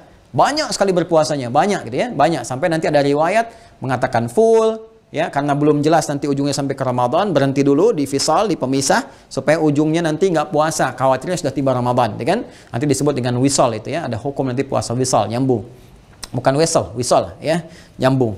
Nah, ada lagi yang kemudian teman-teman sekalian menyebutkan banyak ya, banyak ini, banyak ukuran banyak ini nggak penuh tapi banyak gitu. Intinya Nabi banyak menunaikan puasa di bulan Sya'ban. Ketika dikonfirmasi khususnya nanti riwayat disampaikan oleh sahabat Usamah bin Zaid, nah Nabi menjawab apa? Ya, dzalika syahrun. Ya, dzalika syahrun. Dzalika syahrun yaghfulu. Ya, yaghfulu an-nasu anhu. Kan? Dzalika syahrun yaghfulu an-nasu anhu. Bima ma'na baina Rajab wa Ramadan. Fokus. Kata Nabi, dzalika syahrun, bulan Sya'ban itu yang kalian banyak tanya kenapa aku puasa, kenapa aku meningkatkan ibadah. Dzalika syahrun, itu bulan, ya. Bulan itu biasanya kalau menunjukkan dzalika ini pakai dzalika, itu dalam bahasa Arab gini. Kita ingin menunjuk aspek ada 2. Kalau ingin langsung real itu menunjuk sesuatu yang jauh. Jauh. Unzur ila dzalikal masjid. Lihat ke masjid itu tuh, ya. Jauh. Kalau dekat hadza ini. Ya, la ana urid hadzal masjid faqat. Tidak, saya pengen masjid yang ini saja, gitu kan? Hadza. Tapi ada juga kita gunakan kiasan majaz untuk menunjuk satu hal yang istimewa, agung. Ya, untuk menunjuk bahwa ini sesuatu yang jauh dari apa yang kau bayangkan, tidak sama dengan apa yang kau pikirkan, istimewa. Ya, maknanya ini, ya, tapi menunjuk sesuatu yang istimewa. Ya, seperti contohnya apa? Al-Baqarah ayat kedua. Dzalikal kitabu la raiba fi hudal lil muttaqin. Kalau Anda cek di terjemahan, itu artinya kitab ini, Al-Quran ini. Kok bisa dzalika diartikan ini di situ? Ya, padahal dzalika itu kan dalam konteks bahasa yang standar gitu kan. Kenapa diartikannya ini tapi menggunakan dzalika, diksinya kalimatnya itu ingin mengungkapkan sesuatu yang agung. Karena asalnya begini, kalau kita bedah itu dzalika itu dza lam dengan kaf. Dza-nya dari hadza, kan? Kalau kita ingin ambil konteks yang majaznya ya, yang menunjuk sesuatu yang agung ya. Dza-nya ke hadza, lamnya lamul bu'di, ini agak dalam ngajinya sedikit ya. Kafnya kaful khitab. Kaful khitab menunjuk kepada yang diajak bicara. Ya, yang dikhitab, diajak bicara. Ya, dza artinya ini, lamul bu'di menunjuk yang jauh, kaful khitab. Jadi saat Al-Qur'an diturunkan, ya itu banyak orang yang mencibir Nabi, yang komen gak bagus. mencela Nabi, menuduh Nabi, ya, bahkan meragukan Al-Qur'an, ada yang ingkar sampai nuduh, ya. Jadi kalau cuman meragukan syakka ya syukku. Ya, syakka ya syukku. Tapi kalau ragu sambil nuduh, ya, kayaknya bukan ya. Al-Quran itu bukan dari wahyu Allah itu. Tapi nuduh itu rekayasa Muhammad aja kayak SAW. Ya, itu rekayasa. Muhammad itu penyair, Muhammad itu penyiir, tuduhan orang-orang dulu. Mereka itu meragukan sekaligus tuduh. Di dalam bahasa Arab disebut dengan raba, ya rubu raiban, raib. Ya, makanya ketika mereka mohon maaf mencibir Nabi, mengejek Nabi, menuduh Nabi, turun pembelaan langsung dari Allah Subhanahu wa taala. Hei, dzalikal kitab, kitab ini, Al-Qur'an ini, ini, ya, jauh sekali kamu dari apa yang kau bayangkan, dari apa yang kau pikirkan, dari apa yang kau tuduhkan. Ya, dzalikal kitabu la raiba fi. Tidak pantas kamu menuduh Nabi SAW. Tidak pantas kamu menuduh Al-Quran. Gak ada keraguan di dalamnya. Gak seperti yang kamu tuduhkan. Ya, kamu nuduh tapi gak punya bukti. Itu kalau kita ngaji agak dalam, temukan keindahan ini. Apa kaitan dengan pembahasan kita? Kata Nabi, dzalika syahrun. Kalau kita ingin turunkan ini dengan pemaknaan agung, menunjuk keagungan, bulan itulah Sya'ban itu sebetulnya agung. Tidak seperti yang kamu bayangkan. Ya, tidak seperti yang kamu gambarkan. Bukan cuma Rajab saja yang sebelumnya kamu puasa, menjaga kehormatan. Sya'ban juga punya keistimewaan. Gitu cara memahaminya. Ya, tidak seperti yang kamu bayangkan saat ini. Tidak seperti yang kamu pikirkan. Sya'ban pun punya keistimewaan yang sangat istimewa. Seperti Rajab punya keistimewaan. Seperti Ramadan lebih istimewa lagi. Kan? Nah, maka kata Nabi langsung diteruskan, yaghfulun nasu anhu. Karena itu banyak orang nggak sadar. Ya, ghaflah itu lalai, yang nggak sadar, ya, nggak sadar. Banyak orang nggak sadar bahwa itu tuh punya keistimewaan, kata Nabi. Ya, nah, maka pertama Nabi menunjukkan Sya'ban itu yang mana letaknya supaya nggak salah. Ya, kalau orang-orang dulu sudah mengerti pasti letaknya di situ, kan? Tapi bagi kita sekarang kan mencari, coba anak-anak sekarang, ya, tanya aja sekarang. Ayo coba bulan Safar bulan keberapa? Apa? Sabar? Bukan, Safar. Ya Safar sih kok sobut, maaf. Bukan itu. Bulan Safar bulan keberapa? Ya, oh Safar perjalanan maksudnya. Papa mau Safar. Tuh, kan? Coba tanya, Safar bulan keberapa? Ya, Syawal bulan keberapa? Tuh. Coba dicek lagi generasi TikTok nih yang sekarang nih. Ya, jadi kembalilah untuk mengejar kembali, ya, mendalami kembali agama dan sebagainya supaya kita mendekatkan diri pada Allah dengan cara yang lebih baik. Maka Nabi berikan kisi-kisi kepada kita. Baina Rajab wa Ramadan. Sya'ban yang dimaksudkan yang istimewa ini baina, di antara Rajab bulan ke-7 wa Ramadan bulan ke-9. Ya. Jadi antara 7 dan 9. Berarti berapa? 8. Ya. Berapa? 8. Ini bulan ke-8 Sya'ban. Apa yang istimewa di situ? Pertama, kata Nabi, turfa'u fihil a'mal. Turfa'u fihil a'mal. Di bulan itu amal-amal kita itu secara spesifik disebutkan langsung. Amal-amal kita pada saat itu secara langsung gitu, ya, dilaporkan, disampaikan, diangkat kepada Allah Subhanahu wa taala. Allah Maha mengetahui apa yang kita kerjakan. Nggak dilaporkan pun Allah sudah tahu, gitu kan? Tapi ini ingin menunjukkan satu keistimewaan. Yang menunjukkan apa? Satu keistimewaan. Bagaimana malaikat banyak kemudian, ya, melihat amalan kita, menyampaikan kepada Allah langsung, itu kebanggaan. Ya, saya gambarkan ginilah. Anda aja kalau ada pejabat tinggi diundang, datang, bangga kan? Apalagi kegiatan Anda disampaikan. Anda kerja nih, pekerjaan Anda. Terus setiap kali kan dipantau. Ada pengawas, pimpinan juga tahu, supervisor tahu pekerjaan Anda tiap hari. Tapi kalau disampaikan begini, hey, khusus bulan Maret nanti, itu semua pengawas akan melaporkan pekerjaan Anda di bulan itu kepada saya, kata pimpinan. Ya kan? Bukankah pada saat itu Anda akan sungguh-sungguh? Walaupun setiap hari dipantau, kerjaan Anda kan dipantau. Ya, masuk kantor ada fingerprintnya, kan? Dipantau. Pantauan bagaimana penyesuaian dengan hak dan kewajiban. Jangan sampai kewajiban sedikit, hak pengen banyak. Kan lihat ada absensi dan sebagainya. Itu dipantau. Tapi kalau pimpinan mengatakan, ya, spesial untuk bulan Maret misalnya, semua nanti pekerjaan akan dilaporkan langsung kepada saya, ya. Padahal tiap hari juga tahu dan dilaporkan, tapi Anda menyampaikan itu untuk menunjukkan satu keistimewaan. Berarti ada yang spesial di bulan itu nih. Ada sesuatu, maka Anda banyak bersungguh-sungguh, ya kan? Ini dunia pekerjaan saja, Anda merespon dengan luar biasa. Padahal apa yang didapatkan belum tentu dinikmati. Gajian tiba-tiba meninggal, bisa terjadi. Sekarang, jika dunia saja begitu demikian Anda kejarnya, kenapa untuk sang pemilik dunia yang menyampaikan langsung kepada Anda lewat Rasul yang paling dicintai, Anda tidak begitu semangat? Kenapa? Untuk dunia yang sementara, begitu Anda kejar. Tapi perintah sang pemilik dunia yang langsung menginfokan kepada kita lewat Rasulnya Sallallahu Alaihi Wasallam yang paling mulia. Bahwa spesial di bulan Sya'ban itu, di bulan. Jadi ada harian, amalan kita ditatap langsung oleh Allah, gitu kan? Ada bulanan. Bagaimana diinfokan kepada kita, malaikat itu berlomba-lomba menyampaikan catatan amal kita kepada Allah. Dan itu kebahagiaan bagi malaikat. Ya, kapan lagi langsung melaporkan langsung kepada Allah? Nggak semua malaikat bisa langsung menghadap kepada Allah Subhanahu wa taala. Ya. Nah, di saat itu, ini kalau informasi Rasulullah SAW itu sudah pasti valid, ya. Dan ini mohon maaf, ini bahasan spiritual ya. Bahasan agama gitu, ya, ditangkapnya pakai iman, ya, nggak pakai akal. Jadi akal kita itu jangan dipaksakan untuk menangkap bahasan-bahasan iman, nggak akan nyambung. Semua yang melekat pada manusia sifatnya terbatas. Pendengaran terbatas, semakin tinggi frekuensi semakin nggak bisa dengar. Penglihatan terbatas, semakin jauh semakin tak terlihat. Jika pendengaran dan penglihatan punya batasan, kenapa akal selalu nggak pengen punya batas? Ya, akal kita pun terbatas. Jadi kalau ada yang nggak sanggup ditangkap oleh akal, tangkap pakai iman kita. Maka amalan ini disampaikan oleh para malaikat kepada Allah Subhanahu wa taala. Laporkan langsung, ya Allah, hamba-Mu si fulan sedang begini, hamba-Mu si fulan sedang begini.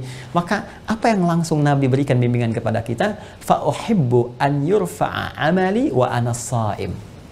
Fa uhibbu an yurfa'a amali, fa uhibbu an yurfa'a amali wa ana shaim. Masya Allah. Maka aku sangat menginginkan, sangat mencintai. Uhibbu itu bisa cinta, bisa sangat ingin, ya, sangat ingin. Ana uhibbu hadzal kitab. Saya sangat pengen sekali buku ini. Ya, ya bunayya ta'al mama nadhhab ila hunak. Ya anakku sayang, ayo kita pergi ke sana dulu. Mama uridu hadzal kitab. Mama, saya pengen buku ini. La hunaka afdal. Enggak, itu lebih bagus. Walakinnani uhibbu hadzal kitab. Tapi saya sangat ingin buku yang ini, ya. Nah, nanti kalau konteks kehidupan, uhibbu bisa dengan anak gitu, cinta. Ana uhibbu waladi, saya sangat mencintai anak saya, ya kan? Nah, itu mahabbah, kecintaan, ya. Jadi, ketika kita katakan Nabi fa uhibbu, ya, maka kata Nabi, aku sangat menginginkan. Sangat menginginkan, seperti seseorang menginginkan dengan rasa cinta yang paling dalam. Itu kurang lebih demikian.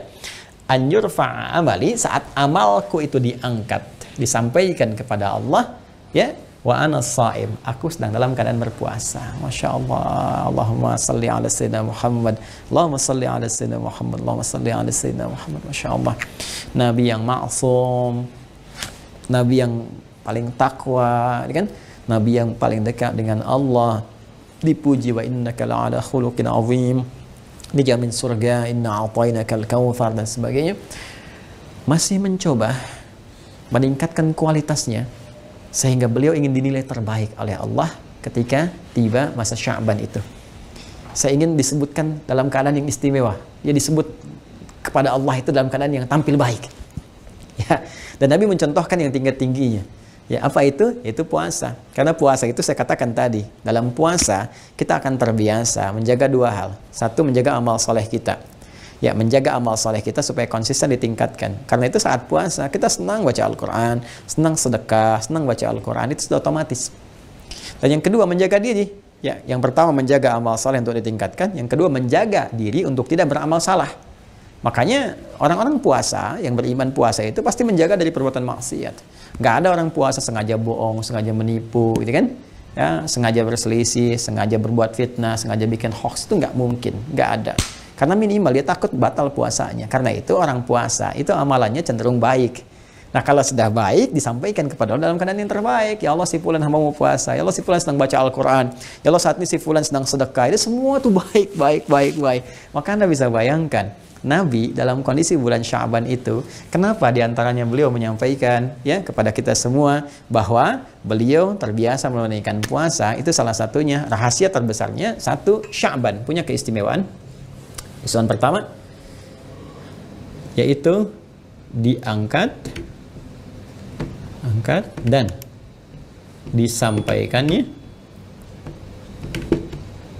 kan, ya, amalan langsung seorang hamba. Jadi kalau biasanya kan hari-hari biasa dicatat, malaikat catat kan, raqib, atid, ya. Hadza ma ladayya atid, ya. Inilah ada yang nyatet nih. Ya, ada raqib, ada atid, kan? Itu catat di surat Qaf itu kan disebutkan teman-teman sekalian. Jadi catat itu biasa. Dan Allah Maha tahu sebelum dicatat, saat dicatat, sedang dicatat, setelah dicatat, Allah Maha tahu semuanya.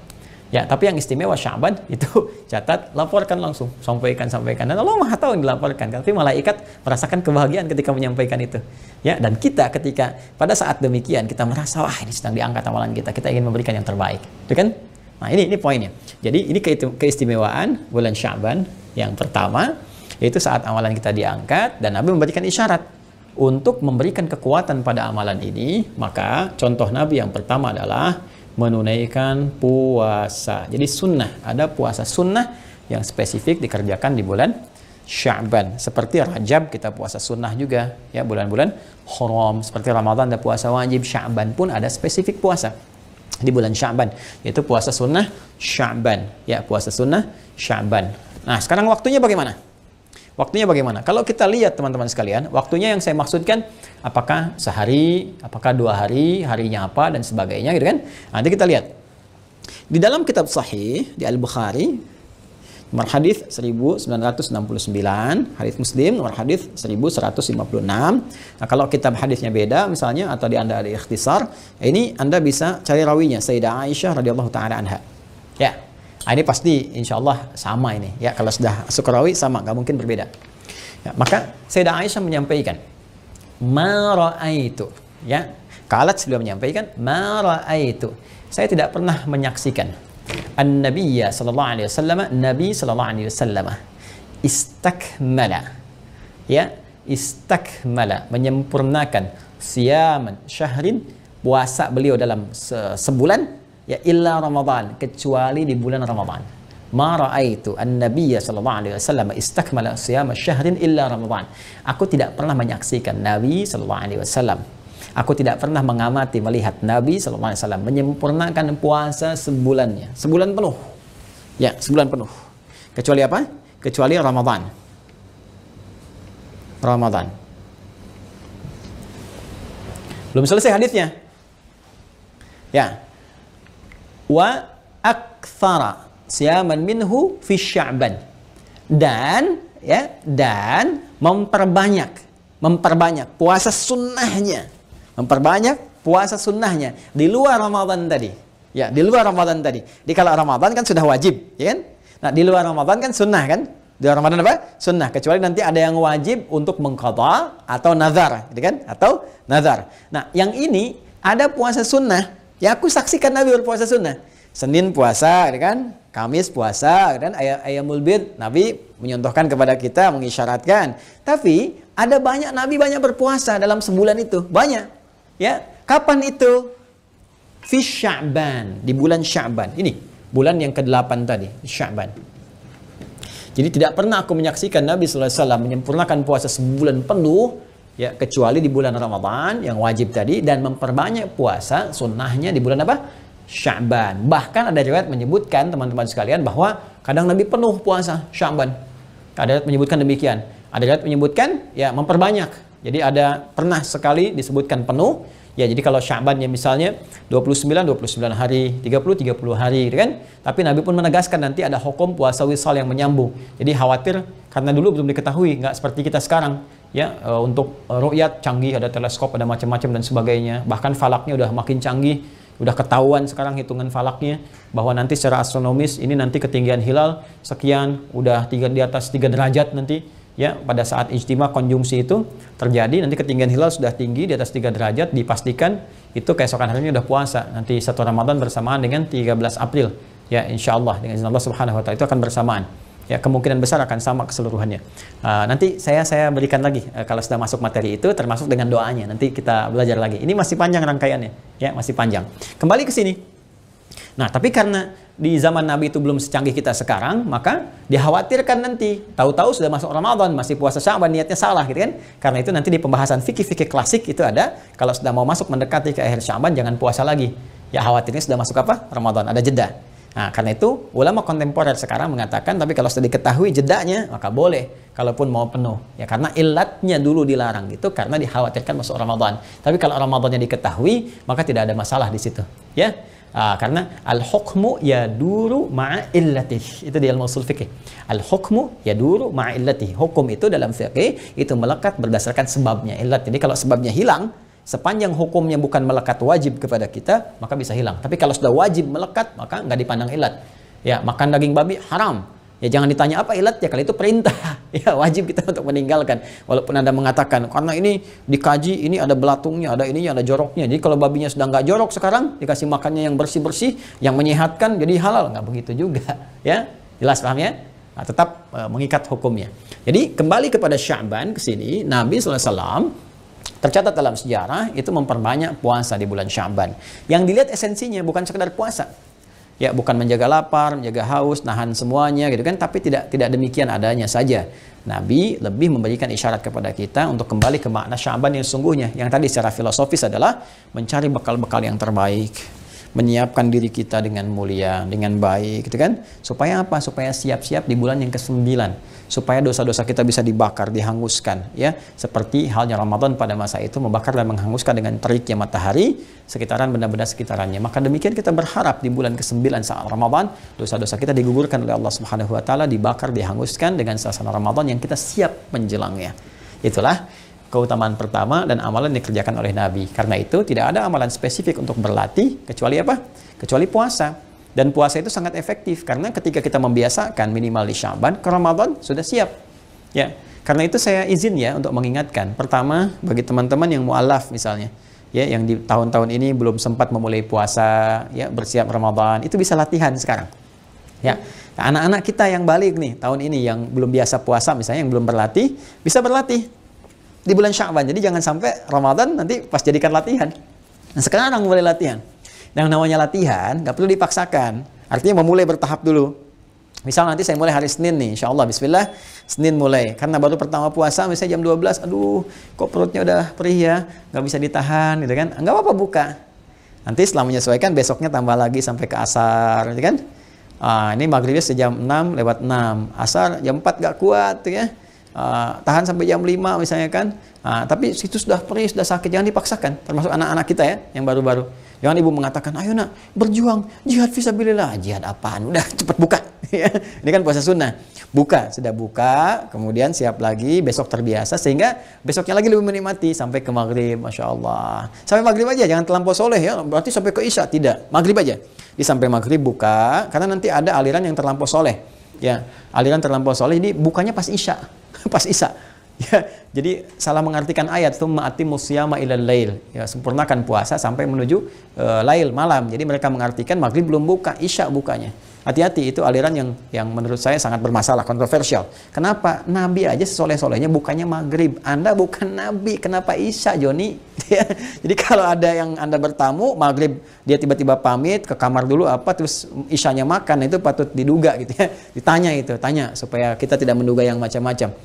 Sampai maghrib, sampai kita terbiasa lagi mengerjakan itu semua, sampai ke Ramadan kita maksimal. Ya, dan boleh berdoa, kita minta kepada Allah. Ya, Imam Ahmad pernah meriwayatkan satu hadis dari Nabi sallallahu alaihi wasallam, kemudian menyampaikan doa, Allahumma barik lana fi Rajab wa Sya'ban wa barik lana fi Ramadan. Ya Allah, mohon berkahi kami di bulan Rajab, juga di bulan Sya'ban, juga di bulan Ramadan. Kalau Imam Al-Baihaqi dengan riwayat sedikit berbeda di kitab Syu'abul Iman. Ya Allahumma barik lana fi Rajab wa Sya'ban wa balighna Ramadan. Ya Allah, berkahi kami di bulan Rajab, di bulan Sya'ban, dan sampaikan kami, mohon sampaikan ke bulan Ramadan. Ya, memang secara sanad hadis ini ada masalahnya. Ya, karena ada seorang bernama Ziyad An-Numairi di salah satu sanad itu bermasalah, disebut dengan rawi mungkar. Jadi ada 3M secara sanad itu yang bermasalah ya. Satu itu matruk ya. Mungkar dulu, mungkar kemudian matruk, ketiganya maudhu. Mungkar, matruk, maudhu. Kalau mungkar itu yang diduga sering berbuat yang tidak pantas gitu kan. Karena ketidakpantasan ini maka ulama menyebutnya ada aib di orangnya. Jadi jangan sampai hadis diriwayatkan oleh orang itu diterima. Kenapa? Karena kalau diterima takutnya jadi celak kepada riwayatnya. Oh, pantas di orang Islam begini, hadisnya diriwayatkan oleh orang bermasalah, ini orang mabuk gitu kan, dan sebagainya. Itu untuk mencegah itu maka ada batasan-batasan kriteria. Nanti hadis sahih itu nanti ada 5 turunannya. Ya, marwiyah ani maruya adil abid dhabiti an adil dhabiti min ghairi syaddin wala illatin qadihatin kan. Jadi hadisnya itu sudah diriwayatkan oleh orang-orang yang adil, nanti ada batasan dhabit yang kuat ingatan kan, min ghairi syaddin wala illatin qadihatin. Jadi tidak ada cacatnya, tidak ada illatnya, sebab-sebab yang buruknya dan seterusnya. Nanti ada 5 turunan. Ya, 5 turunan yang paling utama. Jadi teman-teman sekalian, nah ini ada bermasalah namanya Ziyad An-Numairi. Jadi ini disoal sering berbuat sesuatu yang tidak pantas sehingga hadisnya disebut mungkar, sesuatu yang diingkari. Orangnya sebetulnya walaupun kalimatnya benar. Ya, kedua ini matruk. Matruk ini yang ditinggalkan. Kenapa? Karena orangnya seringkali berkata-kata yang misalnya mohon maaf ya, kadang nggak konsisten. Yang kadang-kadang ngarang-ngarang gitu walaupun cerita dan sebagainya sehingga nggak bisa dibedakan itu hadis apa cerita sebetulnya. Ya. Nah, itu yang seperti itu ditinggalkan, matruk. Yang ketiga maudhu. Maudhu itu yang dikarang-karang, memang bukan hadis. Orangnya suka ngarang. Ya, begitu ngarang-ngarang misalnya disebut sebagai hadis bahkan dipopulerkan. Ya, saya punya buku yang saya tulis itu menyoal hadis populer. Nanti mungkin kita bisa cetak ulang, teman-teman bisa dapatkan beberapa yang populer di masyarakat ternyata hadisnya bermasalah. Ya, contoh makan saat lapar berhenti sebelum kenyang. Ternyata bukan hadis loh. Itu kisah. Nah, cuma bagaimana menghukumi doa tadi? Sederhana sebetulnya. Yang bermasalah itu teman-teman sekalian orangnya. Ya, di jalur sanad. Sedangkan doanya itu gak ada masalah. Matanya gak ada masalah. Baik, gak ada masalah. Jadi sederhana saja. Bacaannya itu gak apa-apa. Yang kita tepikan tuh orangnya. Ya, kalaupun kita nggak anggap sebagai hadis, ya anggap sebagai doa saja. Kita tepikan hadisnya kalau dianggap sebagai bagian bermasalah. Ingat, jangan dipotong ya ceramah saya. Yang saya maksudkan menepikan sanad dalam konteks tadi. Sanadnya simpan saja. Toh kita abaikan sanad pun dengan berdoa, isi doanya nggak ada masalah. Saya tanya Anda begini, boleh nggak kalau saya berdoa begini? Ya Allah, anugerahkanlah keberkahan kepada hamba dan keluarga. Saudara-saudara hamba ya Allah, kerabat-kerabat hamba di bulan Rajab, di bulan Sya'ban yang saat ini ya Allah. Dan hamba mohon ya Rabb, sampaikan kami semua ke bulan Ramadan ya Allah. Mohon sampaikan ya Allah, berikan kesehatan, kebaikan, kebahagiaan bagi kami. Berkahi kami di bulan Sya'ban ini, sampaikan ke bulan Ramadan. Saya tanya boleh nggak? Anda jawab boleh. Nah, itu bahasa Arabnya. Allahumma barik lana fi Rajab wa Sya'ban wa balighna Ramadan. Itu bahasa Arabnya, Cepi.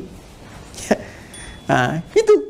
Jadi sama aja ketika kita pakai bahasa Arab itu seperti itu. Intinya Nabi meminta kepada kita saat masuk pertama bulan Sya'ban itu ya membiasakan puasa dan memperbanyak doa. Kita berdoa. Ya, jadi maksud saya gini, saya tidak ingin kita berdebat, berdiskusi masalah oh ini dhaif. Ini Anda belajar ilmu hadis dulu. Nanti di ilmu hadis itu dijelaskan. Ini loh, dhaif ini dalam perkara-perkara ibadah, perkara-perkara usul ini nggak boleh tolak semuanya. Tapi kalau perkara-perkara amal-amal, afdhaliyatul amal, amal-amal utama, sepanjang tidak parah atau matanya tidak bermasalah, itu nggak ada masalah. Karena tanpa riwayat, tanpa yang riwayat tadi pun rawi-rawinya, nggak tanpa orang-orangnya, toh kalau kita baca biasa pun diposisikan sebagai doa, itu nggak ada masalah. Jelas ya? Jadi intinya silahkan perbanyak doa bulan Sya'ban ini, minta kepada Allah kebaikan, minta kemuliaan, minta dikuatkan untuk berikhtiar, beramal dan sebagainya, lalu berlatih ini. Nah, apakah sampai di sini saja? Tidak. Ternyata Sya'ban itu diantara keistimewaannya ada awalnya, sekarang kita di fase-fase awal, ada pertengahannya.